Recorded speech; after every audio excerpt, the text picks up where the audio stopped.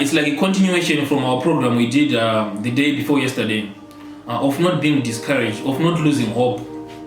You see, so today we just want to extend that program, but in a different dimension. But it will be in the sense of not giving up as well. You see, so our main scripture, we're going to take it from the book of Exodus. It's a well-known story of the children of Israel when they were taken out of the land of Egypt to the promised land. So why did I select that topic? That topic is more like the day you were born until the day you reach your destiny. The day you start having like thoughts that like, this is what I want to do in my life. This is what I want God to do for me. This is the promise God is promising me, that I must do this. And then God is promising you at the end you will be successful. At the end you will have what you are desiring. So that is the promise of God. That is God promising you that at the end it will be like this. You see? So that is our main topic today. This is a main scripture. So I'm going to take it from the moment God told Moses, God gave an instruction to Moses to go to Egypt. So we're going to take it from there, because we're just going to take our main scenarios, because we know everyone knows that story. So now, God came to Moses. God told Moses, you must go to Egypt. And then what was Moses' first response? Moses said, I can't speak, I'm a stammerer. But look here, God is the one who told him, go. You must go and take the children out of Egypt. But what was Moses' response to God? Moses said, I can't speak properly. I'm a stammerer. So now this is another scenario now. God will be telling you, do this. And you are God, and you are now replying God that you are telling God your problems. For God to tell you, go and do this, He knows that you are a stammerer. But look here, Moses is the one now telling God, I am a stammerer. Yet God is the one who created Moses. But now Moses is saying, he's telling God, I am a stammerer. So now that is what we do in our life. Sometimes we are faced with our own problem. We face our problems on our own. Instead of God is telling you do this, and you're the one telling God, I am a stammerer. So Moses was expecting God to give him a fluent tongue. He was expecting God to heal him from the stammering before he go to Egypt. Now, instead of God healing Moses from the stammering thing, He just told him, go. That is another thing. When God tells you an instruction, when God gives you an instruction, stop giving Him your excuses. Like, I can't do this because I'm not good in speaking English. I'm not good in fluent speaking. I'm not good looking. I'm this, and what. First of all, just follow the instruction. So now, Moses went to Egypt. He performed great miracles there. He performed great miracles in Egypt there. Now, after he was, he took the children from the hands of Pharaoh.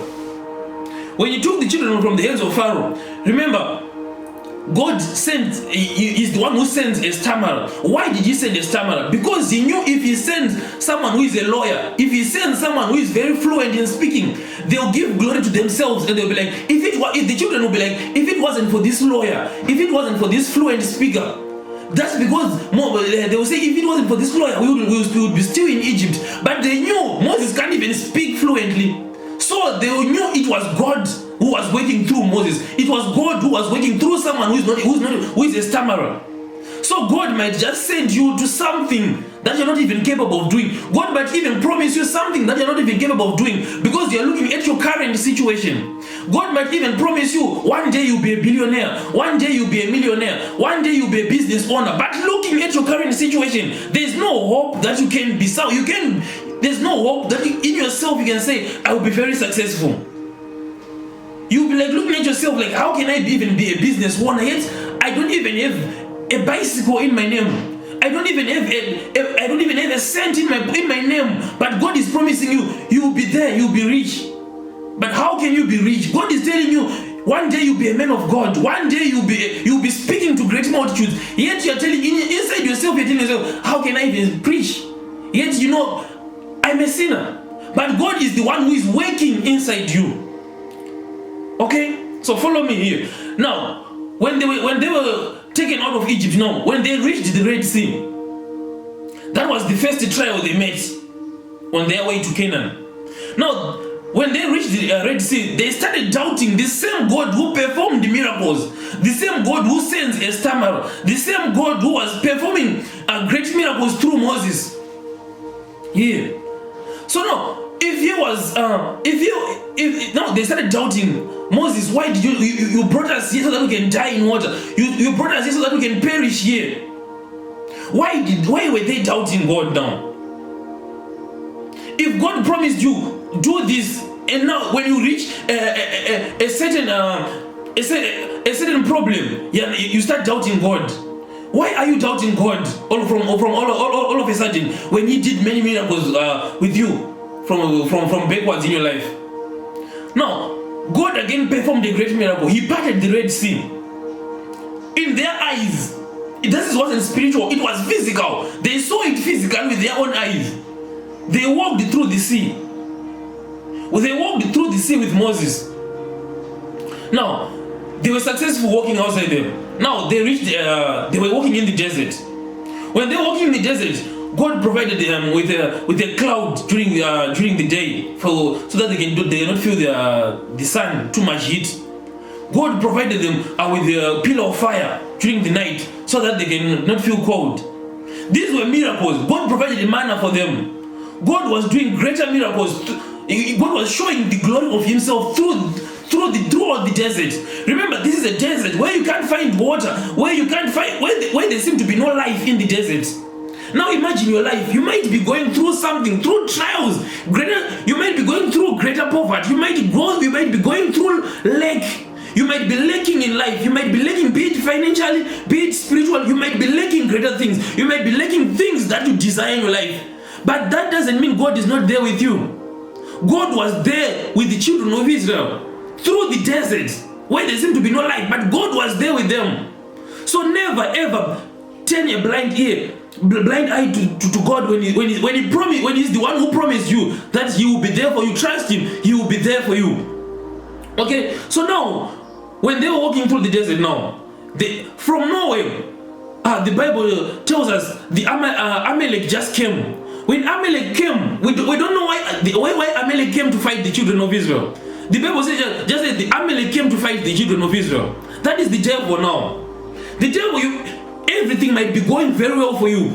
Everything you might seem like you're enjoying, you're enjoying the good things. You're going through your path of success. Now from nowhere, you just face a trial. Remember, Amalek just came from nowhere. The devil might just come from nowhere and just starts fighting you and you wonder yourself, why is the devil fighting me? Why am I facing these problems? Why am I facing this trial? Why am I facing lack? Why am I facing shortage in my pockets? Why am I facing shortage in my finances? Now, what I like here, when the children of Israel started facing the Amalekites, when they were facing Amalek, Moses told Joshua, face them in the physical battle, but early morning, I will go up the mountain to raise my rod to my God. Now remember, when Moses went up, it was a sign that you must raise your praises up. You must send your praises up to God. When Moses went up the mountain, he raised his rod to the heaven. Now, the Bible clearly states that when he was raising his rods to heaven, Joshua started conquering Amalek. Okay? So now, even if Joshua was fighting physical battles, a battle on the ground, but Moses was fighting spiritually. So now, but why was it if Moses put the rod down, they started losing? It shows even if the battle was on the ground, the real battle was in the spirit. Moses was fighting in the spirit. So that is what you need to do. Fight your battles spiritually. You might face a physical problem, but find a way how to fight it spiritually. Go on your knees, raise your rod high. When Moses was raising his rod high, it was a sign of worship. He was raising his hands high as a sign of worship. He was raising his hands high as a sign of him surrendering everything to God. That is what you need. You need to surrender. First of all, surrender everything that is around you. Remember, Moses raising his rod, it was a sign of him surrendering the children of Israel, surrendering the battle to God. That God, you are the one who is going to fight this battle for us. Now, it came a time during the dawn of the day, Moses was feeling tired now. Remember, as a Christian, sometimes you might feel tired. Sometimes you might feel weary. That why am I still praying? Why am I still praying day and night? I'm not seeing any benefit from here. But the Bible says when Moses felt tired, Aaron and Hur, they brought a stone so that Moses can sit on the stone. Now, what do we know about the stone in the Bible? In the book of Ephesians 2 verse 19, the Bible said that Jesus Christ is the stone, is the chief cornerstone. Now, this was a prophetic move for Moses to sit on the stone, because Jesus in the book of Ephesians says he is the chief cornerstone. Now you see, sit in the comfort of God, sit in the presence of God, sit in the glory of God. For in that way you can conquer your battles. Now, also, what do we know about the stone in the Bible? Moses was sitting on the stone. In the book of 1 Corinthians 10 verse 4, Bible says he is the rock. Jesus Christ is the rock of ages. Now, if Moses, Aaron and Moses and her, they realized Moses needed to sit on, though a stone was a physical thing, but in the spirit, it was a spiritual move for him to sit on the stone, because it was like he was sitting in the presence of God, so that he can find the strength through him to raise the rod. You see, so no matter what you're going through, no, just know God is there for you. God will always be there for you, as long as you are sitting in His presence, as long as you are sitting in His comfort, as long as you are sitting in His glory. Because after Joshua conquered the battle with Amalek, God told Moses, write this down. Why was he writing this down? So that the glory will go back to God. Because if people who are watching this, they only saw Moses raising the rod, but God told Moses, write this on the scripture, so that the people will know it was not you we didn't want the battle because of your physical might of raising the rod, but it was because of God, or it was because of you sitting on the chief cornerstone, sitting on the rock, who is Jesus Christ our Lord. You see? Now, what am I saying here? When you feel tired, trust in the Lord. When you face problems, always have your ear and always have your mind, have your focus on the promise that God promised you. Because remember, the children of Israel, all the way they were quarreling with Moses. Why did you bring us here? Why did you bring us here? Now we are about to die in the desert. But it is God who promised them that you will land in the land of, you will arrive in the land of, or in the promised land. You arrive in Canaan. So now, even if God promised you, it doesn't mean you will not go through trials and tribulations. Thank you, our pastor is watching. Thank you, Pastor Mwale. Thank you so much, our Father.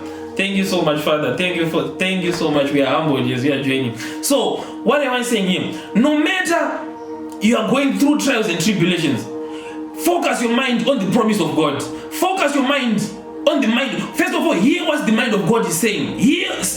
Pray for a spiritual sense, so that you can sense what God is saying about your journey. Okay? So just like even in the book of Isaiah 54 verse 17, God promised his children that no weapon fashioned against you shall prosper. What is this now? He didn't promise that weapons are not going to be fashioned. He didn't promise that weapons are not going to be formed. But he said, they shall not prosper. That means, so as the Christians of today, as the children of today, sometimes we face we face a certain problems. That is a weapon formed now.